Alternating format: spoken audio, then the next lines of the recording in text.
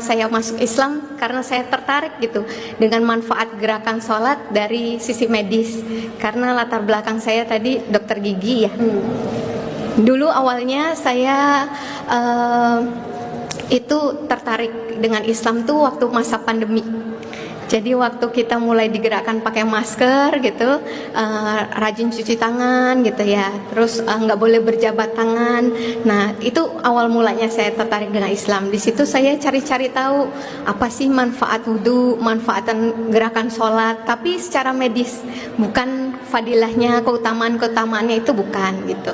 Nah dari situ, masya Allah, ini antara lain yang saya temukan gitu ya, salah satu terpesona dengan Islam itu ya ini, karena Islam tuh nggak terlepas dari ilmu pengetahuan gitu ya, sejalan gitu dengan ilmu pengetahuan.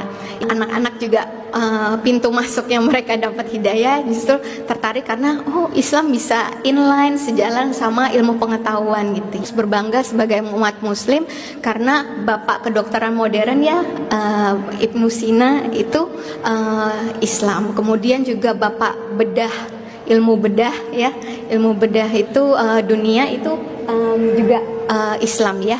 Nah Al-Zarawi ya, kalau terkenalnya Al-Zarawi. Nah ya ini untuk mematahkan sebenarnya kalau Islam kesannya kayak kolot, ketinggalan zaman gitu-gitu ya, padahal sebenarnya banyak hal yang justru dipelopori, diawali itu oleh justru Islam gitu. Nah, menunaikan sholat gitu ya, ada sekitar 7 postur ya, atau 7 gerakan gitu, 7-9 gerakan waktu kita melakukan 1 rakaat sholat. Nah kalau di total usia sampai rata-rata 50 tahun aja itu ada 1.700.000 ya gerakan gitu ya seumur hidup kita. Nah, dulu saya kepo banget gitu ya. Kepo tuh apa? Pengen tahu banget gitu ya. Kenapa sih subuh itu jam segitu, zuhur jam segitu, asar jam segitu, maghrib jam segitu gitu. Dan ternyata masya Allah itu semua nanti ada bukunya juga itu yang saya baca, kenapa di jam segitu gitu. Nah kalau dihubungkan dengan sains nih itu nyambung, karena di alam itu ada spektrum warna. Nah itu terkait sama organ tubuh kita. Maghrib kan kita rata-rata minggir ya, bapak-bapak pulang dari kantor belum sampai rumah minggir ke masjid gitu kan, sholat maghrib dulu gitu ya. Kalau maghrib anak-anak disuruh masuk udah maghrib gitu ya. Nah banyak juga dibilang kalau maghrib kalau nggak minggir nanti banyak kecelakaan atau apa ya. Sebenarnya itu bukan apa mistis gitu ya, bukan kayak gitu, tapi justru itu sebenarnya kalau dikaitkan dengan sains ada. Jadi di saat itu terjadi kayak ini tumpang tindih frekuensi ya di alam itu, makanya bisa mengganggu penglihatan kita. Nah jadinya makanya kenapa akhirnya pas maghrib gitu ya, kalau kita nggak minggir, nggak sholat, lanjutin perjalanan, bisa terjadi kecelakaan atau resikonya jadi lebih tinggi. Itu dari situ sebabnya gitu. Nah, kenapa bapak-bapak disuruh sholat subuhnya berjamaah ya di masjid gitu kan? Itu karena itu kadar ozon paling tinggi itu lagi subuh itu Pak, lagi jalan dari rumah ke masjid gitu. Kalau sekarang baru hits ya gitu, terapi ozon, udah dari lama sebenarnya ya. Rasulullah nyuruh kita sholat subuhnya bapak-bapak terutama di masjid itu supaya bapak-bapak dapat kadar ozon paling tinggi Pak, paling bagus di jam-jam segitu. Jadi kalau tahu keutamaannya sholat subuh berjamaah di masjid itu luar biasa, ada bonusnya lagi untuk kesehatan jasmani kita gitu ya. Ya. Selanjutnya, kenapa sholat duha itu dikasih keutamaan di sekitar jam 9, jam 10 gitu ya? Karena ternyata di penelitiannya hormon stres paling tinggi Bu, namanya hormon kortisol, itu paling tinggi di jam-jam segitu gitu. Jadi ketika kita menunaikan sholat duha, insya Allah hormon stresnya itu menurun. Nah ini sebelum masuk sholatnya kan kita disuruh untuk menyempurnakan wudhu ya gitu, menyempurnakan wudhu. Dan ternyata masya Allah di wudhu ini itu waktu kita wudhu dengan sempurna itu ada sekitar 493 titik akupunktur yang terangsang ya di waktu kita pegang, kita gosok-gosok itu terpengaruh gitu.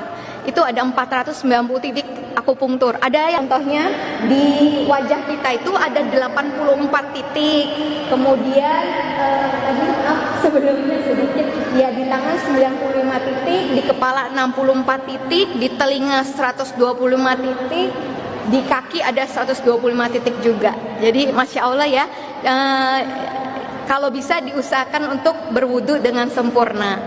Ya, itu kita berkumur-kumur waktu wudu, nah itu otomatis bisa membersihkan gigi dan mulut kita. Nggak cuman waktu sikat gigi berarti ya. Ya, selanjutnya, nah ini kalau ada yang nggak pernah olahraga tapi menjaga sholatnya 5 waktu yang wajib dan yang sunnah, insya Allah kalorinya tetap terbakar ya. Dibilang kalau melakukan gerakan sholat itu 80 kalori.